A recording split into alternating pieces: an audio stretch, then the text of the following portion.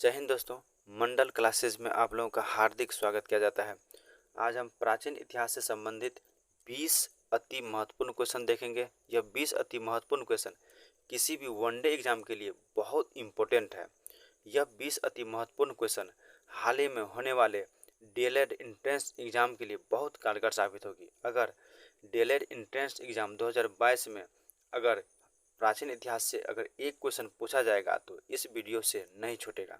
चलिए दोस्तों, बिना समय गवाए हुए आरंभ करते हैं पहला क्लास से।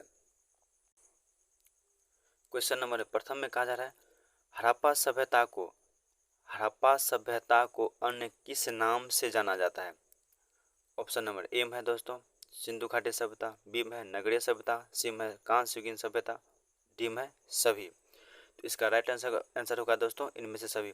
हड़प्पा सभ्यता को सिंधु घाटी सभ्यता, नगरीय सभ्यता, कांस्य युगीन सभ्यता इन सभी के नाम से जाना जाता है, इसीलिए इसका राइट क्या आंसर होगा दोस्तों ऑप्शन नंबर डी। चलिए दोस्तों, क्वेश्चन नंबर अगला देखते हैं। क्वेश्चन नंबर अगला में कहा जा रहा है, भारतीय पुरातत्व शास्त्र का पितामह किसे कहा जाता है। भारतीय पुरातत्व शास्त्र की पितामह किसे कहा जाता है दोस्तों। ऑप्शन नंबर ए में है कनिंघम, ऑप्शन नंबर बी में है कर्जन, ऑप्शन नंबर सी में है मार्शल, ऑप्शन नंबर डी में है दोस्तों दयाराम साहनी। तो इसका राइट आंसर होगा दोस्तों कनिंघम। भारतीय पुरातत्व शास्त्र की पितामह कनिंघम को कहा जाता है। चलिए दोस्तों, अगला क्वेश्चन देखते हैं। Question number 3। क्वेश्चन नंबर 3 में कहा जा रहा है, गर्त आवास का साक्ष्य किस स्थान से मिला है। गर्त आवास का साक्ष्य किस स्थान से मिला है। ऑप्शन नंबर ए में है दोस्तों कुलडीहवा, ऑप्शन नंबर बी में है दोस्तों भीमबेटका, ऑप्शन नंबर सी में है दोस्तों मेहरगढ़, ऑप्शन नंबर डी में है दोस्तों गुफा कराल। तो गर्त आवास का साक्ष्य दोस्तों गुफा कराल में मिला है, ऑप्शन नंबर डी है इसका राइट आंसर। चलिए दोस्तों, अगला क्वेश्चन देखते हैं। Question number 4। क्वेश्चन नंबर 4 में कहा जा रहा है, सर्वप्रथम पशुपालन का प्राचीनतम साक्ष्य किस स्थान से प्राप्त हुआ है। सर्वप्रथम पशुपालन का प्राचीनतम साक्ष्य किस स्थान से प्राप्त हुआ है। ऑप्शन नंबर ए में है आदमगढ़, ऑप्शन नंबर बी में है भीमबेटका, ऑप्शन नंबर सी में है मेहरगढ़, ऑप्शन नंबर डी में है दोस्तों चिरांद। तो सबसे पहले दोस्तों पशुपालन का अगर प्राचीनतम साक्ष्य बोलेगा तो वह होगी आदमगढ़। आदमगढ़ और बागोड़, आदमगढ़ और दोस्तों बागोड़ जो है, इस बागोड़ में सबसे पहले पशुपालन का प्राचीनतम साक्ष्य मिला है। चलिए दोस्तों, अगला क्वेश्चन देखते हैं। Question number 5।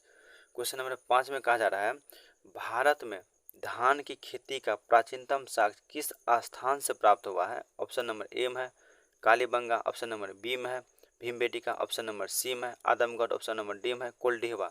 तो इसका राइट आंसर होगा दोस्तों कुलडीहवा।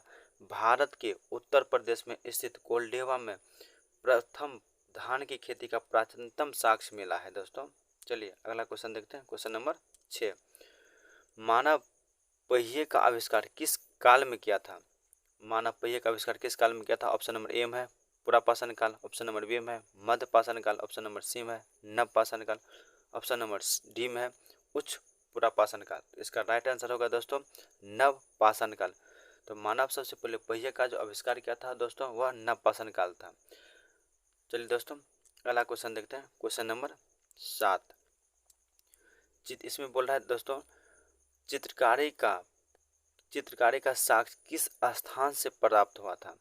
चित्रकारी का साक्ष्य किस स्थान से प्राप्त हुआ था। ऑप्शन नंबर ए में है दोस्तों Bhimbetka, option number C B में है दोस्तों मेहरगढ़, ऑप्शन नंबर सी में है दोस्तों आदमगढ़, ऑप्शन नंबर डी में है दोस्तों मोहनजोदड़ो। जो चित्रकारी का प्राचीनतम जो साक्ष्य मिला है दोस्तों वह मिला है भीमबेटका, और यह भीमबेटका दोस्तों उत्तर प्रदेश में स्थित है। चलिए दोस्तों, अगला क्वेश्चन देखते हैं। Question number 8। क्वेश्चन नंबर 8 में कहा जा रहा है, निम्नलिखित में से कौन भारत का सबसे प्राचीनतम नगर है। निम्नलिखित में से कौन भारत का सबसे प्राचीनतम नगर है। ऑप्शन नंबर ए में है हड़प्पा, ऑप्शन नंबर बी में है मोहनजोदड़ो, ऑप्शन नंबर सी में है कालीबंगा, ऑप्शन नंबर डी में है बनवाले। तो इसका राइट आंसर होगा दोस्तों मोहनजोदड़ो। मोहनजोदड़ो भारत के सबसे प्राचीनतम नगर था। चलिए दोस्तों, अगला क्वेश्चन देखते हैं। Question number 9। क्वेश्चन नंबर 9 में कहा जा रहा है, निम्नलिखित में से किस स्थान से मालिकों के शव के साथ बकरी को दफनाने का साक्ष्य मिला है। दोस्तों फिर से क्वेश्चन को पढ़ लेते हैं दोस्तों। निम्नलिखित में से किस स्थान से मालिकों के शव के साथ बकरी को दफनाने का साक्ष्य मिला है? ऑप्शन नंबर ए है आजमगढ़, बी में है दोस्तों बागोर, ऑप्शन नंबर सी में है दोस्तों मेहरगढ़, ऑप्शन नंबर डी में है दोस्तों रोपड़। तो इसका राइट आंसर होगा दोस्तों मेहरगढ़। मेहरगढ़ में जो मेहरगढ़ में, इसका डिटेल कर लें दोस्तों। मेहरगढ़ में जो भी आदमी वहाँ पर जिस आदमी को वहाँ पर दफनाया जाता था, उस आदमी के शव के साथ उसके पालतू बकरी को दोस्तों दफनाया जाता था। लेकिन उसी के स्थान पर एक और है दोस्तों, वो यानी कि बुर्ज होम में दोस्तों मालिकों के शव के साथ कुत्ता को दफनाया जाता है। किसको दफनाया जाता था दोस्तों? मालिकों के शव के साथ कुत्ता को। अगर आप लोगों से पूछ रहे किस स्थान पर मालिकों के शव के साथ कुत्ते को दफनाया जाता था, तो उसका राइट आंसर होगा दोस्तों बुर्ज होम। लेकिन अगर यहाँ पर थोड़ा सा क्वेश्चन घुमा दे, किस स्थान पर मालिकों के शव के साथ बकरी को दफनाने का साक्ष्य मिला है, तो उसका राइट आंसर होगा दोस्तों, इसका राइट आंसर होगा मेहरगढ़, ऑप्शन नंबर सी। चलिए दोस्तों अगला क्वेश्चन देखते हैं, क्वेश्चन नंबर 10। क्वेश्चन नंबर 10 में कहा जा रहा है निम्नलिखित में से किस राज्य में भीमबेटका स्थित है?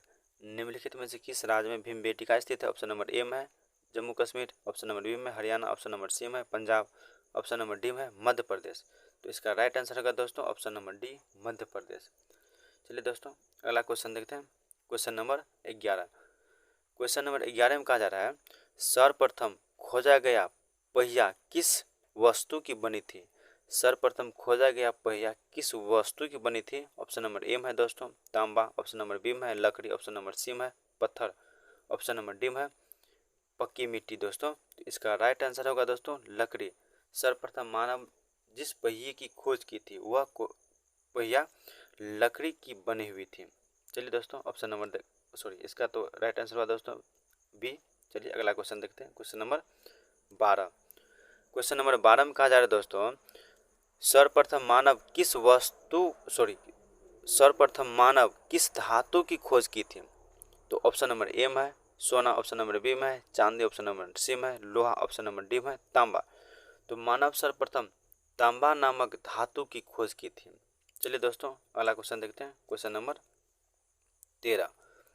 क्वेश्चन नंबर 13 में कहा जा रहा है दोस्तों क्वेश्चन नंबर 13 में ताम्रपाषाण काल में कौन सी संस्कृति का विकास हुआ था?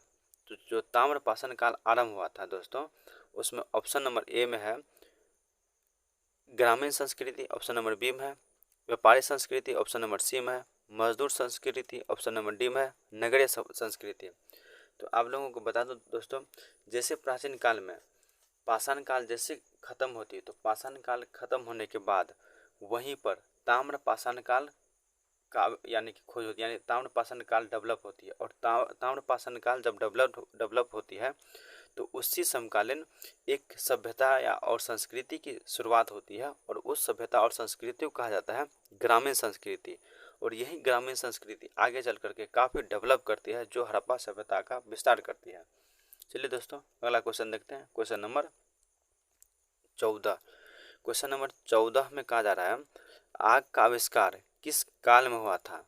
आग का आविष्कार किस काल में हुआ था? ऑप्शन नंबर ए में पुरापाषाण काल, ऑप्शन नंबर बी में मध्यपाषाण काल, ऑप्शन नंबर सी में नवपाषाण काल, ऑप्शन नंबर डी में ताम्रपाषाण काल। तो आग का आविष्कार सर्वप्रथम दोस्तों पुरापाषाण काल में हुआ था। चलिए दोस्तों अगला क्वेश्चन देखते हैं, क्वेश्चन नंबर 15। क्वेश्चन नंबर 15 में कहा जा रहा है निम्नलिखित में से कौन सी काल प्रागैतिहासिक काल के अंतर्गत है? फिर से क्वेश्चन को पढ़ लेते हैं। निम्नलिखित में से कौन सी काल प्रागैतिहासिक काल के अंतर्गत है? ऑप्शन नंबर ए में पाषाण काल, ऑप्शन नंबर बी में हड़प्पा काल, ऑप्शन नंबर सी में वैदिक काल, ऑप्शन नंबर डी में मौर्य काल। तो इसका राइट आंसर होगा दोस्तों ऑप्शन नंबर ए पाषाण काल। इसका थोड़ा सा यहाँ पर दोस्तों कॉन्सेप्ट दे दूँ, जो यानी कि अध्ययन के आधार पर पूरे इतिहास को दोस्तों फिर से देख देते हैं। यानी अध्ययन के आधार पर पूरे इतिहास को दोस्तों 3 भागों में बांटा गया है। एक होती है प्रागैतिहासिक काल, दूसरा होती है आधे ऐतिहासिक काल, तीसरा होती है ऐतिहासिक काल दोस्तों, जो यह जो तीनों है अध्ययन के आधार पर जो तीनों कालखंड को अलग अलग किया गया है। तो दोस्तों इसका थोड़ा सा डिटेल और कर लेते हैं। इसमें अगर आप लोगों से पूछ लिया प्रागैतिहासिक काल किसे कहते हैं, तो प्रागैतिहासिक काल में अध्ययन के लिए अगर पुरातात्विक स्रोत उपलब्ध हो लेकिन साहित्यिक स्रोत उपलब्ध नहीं हो तो उस कालखंड को हम बोलते हैं प्रागैतिहासिक काल। और प्रागैतिहासिक काल में सिर्फ अध्ययन के लिए पुरातात्विक साक्ष्य उपलब्ध है लेकिन साहित्यिक साक्ष्य उपलब्ध नहीं है, इसीलिए उस कालखंड को हम बोलते हैं प्रागैतिहासिक काल। लेकिन अगर आप लोगों से पूछ ले आदि ऐतिहासिक काल किसे कहते हैं, तो आदि ऐतिहासिक काल जो होती है दोस्तों, यह आदि ऐतिहासिक काल में अध्ययन के लिए पुरातात्विक स्रोत और साहित्यिक स्रोत दोनों दोस्तों उपलब्ध होती है, लेकिन इस साहित्यिक स्रोत को पढ़ा नहीं गया है। तो इसीलिए इसका जो यानी कि ऑप्शन जो होती है, इसका जो यानी कि व्याख्या होती है, इसमें कहा जाता है अध्ययन के लिए पुरातात्विक स्रोत उपलब्ध हो लेकिन साहित्यिक स्रोत उपलब्ध नहीं हो, और साहित्यिक स्रोत उपलब्ध हो लेकिन साहित्यिक स्रोत को पढ़ा नहीं गया हो, तो उसको हम बोलते हैं आदि ऐतिहासिक काल।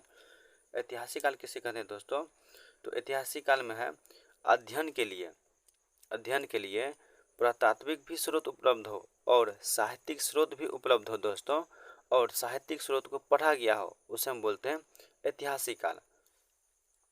चलिए दोस्तों, लेकिन इसमें और हम देख लेते हैं, यानी कि अगर आप लोगों से पूछ ले यानी कि हड़प्पा काल किस काल के अंतर्गत आते हैं, यानी कि आदि ऐतिहासिक काल के अंतर्गत आते हैं कि ऐतिहासिक काल के अंतर्गत आते हैं कि प्रागैतिहासिक काल के अंतर्गत आते हैं, तो हड़प्पा जो काल होती है, हड़प्पा काल आदि ऐतिहासिक काल के अंतर्गत आती है। वैदिक काल जो होती है यह भी आदि ऐतिहासिक काल के अंतर्गत आती है, क्योंकि इन दोनों कालखंडों में अध्ययन के लिए साहित्यिक स्रोत उपलब्ध है लेकिन इस साहित्यिक स्रोत को अच्छे तरह से पढ़ा नहीं गया है। लेकिन अगर हम इसके बाद वाला फेज देखेंगे जो महाजनपद काल आएगी, महाजनपद काल के बाद जो अगर हम देखेंगे तो इस कालखंड में साहित्यिक स्रोत भी उपलब्ध है और पुरातात्विक भी स्रोत उपलब्ध है, साहित्यिक स्रोत को पढ़ा भी गया है। तो इसीलिए इन सभी कालखंड को हड़प्पा के बाद का जितना भी कालखंड है सभी कालखंड को ऐतिहासिक कालखंड के अंतर्गत रखा गया है। चलिए दोस्तों अगला क्वेश्चन देखते हैं, क्वेश्चन नंबर 16। क्वेश्चन नंबर 16 में कहा जा रहा है वैदिक काल किस काल के अंतर्गत आते हैं। वैदिक काल किस काल के अंतर्गत आते हैं दोस्तों, वैदिक काल में ऑप्शन नंबर ए में है, प्रागैतिहासिक काल ऑप्शन नंबर बी में है, ऐतिहासिक काल ऑप्शन नंबर सी में है, आदि ऐतिहासिक काल ऑप्शन डी में, इनमें से कोई नहीं। तो इसका राइट आंसर होगा दोस्तों, इसका राइट आंसर होगा आदि ऐतिहासिक काल। वैदिक काल को भी आदि ऐतिहासिक काल के अंतर्गत रखा गया है, क्योंकि वैदिक काल में भी दोस्तों वैदिक काल में दोस्तों अध्ययन के लिए पुरातात्विक स्रोत उपलब्ध है और साहित्यिक भी स्रोत उपलब्ध है, लेकिन साहित्यिक स्रोत को पढ़ा नहीं गया अच्छा से और उसको अंकित नहीं किया गया है, इसीलिए इस कालखंड को भी दोस्तों आदि ऐतिहासिक काल के अंतर्गत रखा गया इसीलिए इसका राइट आंसर होगा दोस्तों ऑप्शन नंबर सी। चलिए दोस्तों अगला क्वेश्चन देखते हैं, क्वेश्चन नंबर 17। निम्नलिखित में से कौन सी फसल भारत की सबसे पुरानी है। निम्नलिखित में से कौन सी फसल भारत की सबसे पुरानी है दोस्तों, ऑप्शन नंबर ए में है तंबाकू, ऑप्शन नंबर सी बी में है दोस्तों गन्ना, ऑप्शन नंबर सी में है कपास, ऑप्शन नंबर डी में दोस्तों मकई। तो इसका राइट आंसर होगा दोस्तों ऑप्शन नंबर सी कपास फसल। कपास जो है यह भारत की सबसे पुरानी फसल है। चलिए दोस्तों अगला क्वेश्चन देखते हैं, क्वेश्चन नंबर 18। मानव ने सर्वप्रथम किस जीव को पालतू बनाया।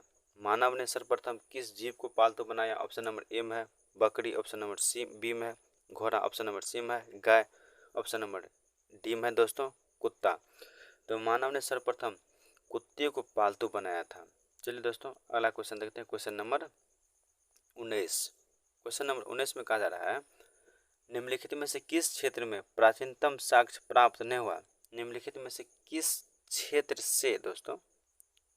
से प्राचीनतम साक्ष्य प्राप्त नहीं हुआ है। ऑप्शन नंबर ए में है जम्मू कश्मीर, बी में है केरल, सी में है मध्य प्रदेश, डी में है उत्तर प्रदेश। तो केरल के क्षेत्रों में दोस्तों प्राचीनतम साक्ष्य प्राप्त नहीं हुआ है। चलिए दोस्तों क्वेश्चन देखते हैं अगला, क्वेश्चन नंबर 20 आखिरी। मानव सर्वप्रथम किस वस्तु की बनी हथियार का प्रयोग किया था? मानव सर्वप्रथम किस वस्तु की बने हथियार का प्रयोग किया था? ऑप्शन नंबर ए में है लकड़ी, ऑप्शन नंबर बी में है पत्थर, ऑप्शन नंबर सी में है लोहा, ऑप्शन नंबर डी में है बालू। तो इसका राइट आंसर होगा दोस्तों ऑप्शन नंबर बी पत्थर। मानव सर्वप्रथम पत्थर की बनी हथियार का प्रयोग किया था। तो आज हम 20 क्वेश्चन का एनालिसिस कर लिए हैं दोस्तों, और यह वीडियो आप लोगों को अवश्य पसंद आया होगा।